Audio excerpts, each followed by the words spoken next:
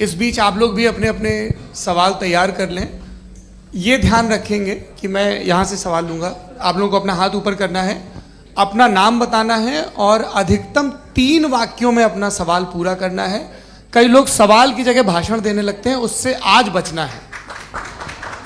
जी मुफ्ती साहब, पहला सवाल आपका, 16 मिनट हैं, हम दोनों लोगों के सवाल लेंगे। जी जी बहुत शुक्रिया। आपकी जो अभी बात हुई बहुत अहम थी, मैं इसको चाहूँगा कि आगे डिस्कस करूँ, लेकिन चूँकि अभी ये वो सेगमेंट है क्रॉस एग्जामिनेशन, तो सबसे पहला सवाल आपसे ये है कि जो मैं इतनी देर से कॉन्टिंजेंसी आर्ग्यूमेंट आपको बता रहा था, ये अकल से ही बता रहा था हजरत, आप ये बताएं कि आप इन्फिनिट रिग्रेस ऑफ कॉजेस को पॉसिबल मानते हैं या नेसेसरी बीइंग के एग्जिस्टेंस को सही समझते हैं, चूंकि 2 ही ऑप्शन हो सकता है, आप ये बताएं। देखिए, आपको मैं ईमानदारी से बात करूं, एक तो मैं कॉन्टिजेंसी वर्ड ठीक से समझता नहीं, और इस वक्त भी जो आपने अंग्रेजी के अल्फाज इस्तेमाल किए वो ज़रा थोड़े से मुझे डिफ़िकल्ट और कॉम्प्लिकेटेड लगे, तो आप ज़रा सिंपल ज़बान में सवाल कर सकते हैं। बिल्कुल कर सकता हूँ जी। यूनिवर्स की हर चीज कॉन्टिंजेंट होने का मतलब यह है कि वो अपने एग्जिस्टेंस में किसी के ऊपर डिपेंडेंट है। जो भी चीज डिपेंडेंट होगी वो चीज इंडिपेंडेंट नहीं हो सकती, तो उसका कोई ना कोई कॉज होगा। तो अब आप क्या समझते हैं कि ये इन्फिनिट रिग्रेस है, यानी कॉज पर कॉज, कॉज पर कॉज, कॉज पर कॉज, और कभी कोई यानी ये एंडलेसली चलता रहा? क्योंकि अगर ऐसा होगा तो हम तो एग्जिस्टेंस में आते ही नहीं। लॉजिकली ये मुत्तफक अलैह चीज है, मुत्तफक अलैह, अग्रीड अपॉन।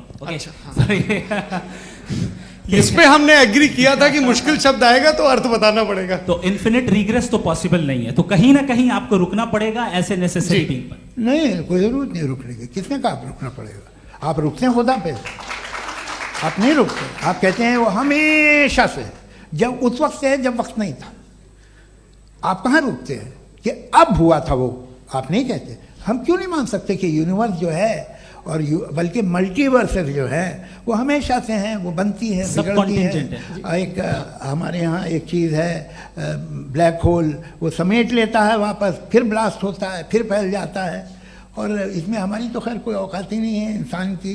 एक छोटे से ज़र्रे पे हम 50-60 साल की उम्र रखते हैं, जो करोड़ों अरबों साल की कायनात है उसमें, और पैदा भी नहायत ही बेहुदा वजह से हुए थे।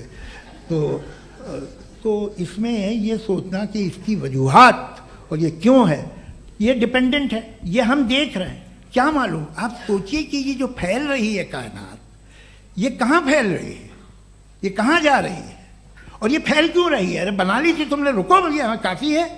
ये फैल क्यों रही है? ये और कौन सी कायनात जिसे मैं दूरबीन से देखता हूँ तो 2 बिलियन लाइट ईयर पे है, उससे